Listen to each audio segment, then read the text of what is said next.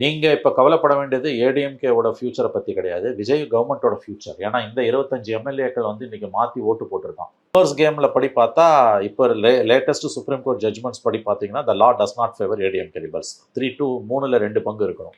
57ல் 2 பங்குனா 32, இவங்களுக்கு 25 தான் இருக்குது. எப்படி ப்ராசஸ்ன்னு கேட்டிங்கன்னா, டிஸ்குவாலிஃபிகேஷன் ப்ராசஸ் என்னன்னு கேட்டிங்கன்னா, கட்சி தலைவர் பேரண்ட் பாடியோட தலைவரான எடப்பாடி பழனிசாமி ஸ்பீக்கர்கிட்ட பெட்டிஷன் கொடுக்கணும். அதை வந்து உங்களுக்கு வந்து அதை பரிசீலித்து சபாநாயகர் அவர்கள் குறிப்பிட்ட காலத்துக்குள்ளே முடிவு எடுக்கணும். அப்படி எடுக்கலைன்னா கோர்ட்டுக்கு போகும், high court, supreme court.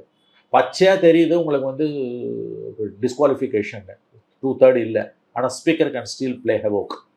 Split is a one time affair, கம்பார்ட்மெண்ட்டெல்லாம் நடக்க முடியாது. இப்போ நேற்றுலேருந்து சில பேர் கேட்குறது என்னன்னு கேட்டிங்கன்னா, இப்போ 47ல் 32 இருக்கணும், 25 தான் இருக்குது. இவர் போய் சொல்லணும். இவர் சொல்லலைன்னா speaker on is own cannot do it. அது நீங்களும் நானா போய் கொடுக்க முடியாது, அவர் தான் கொடுக்கணும்.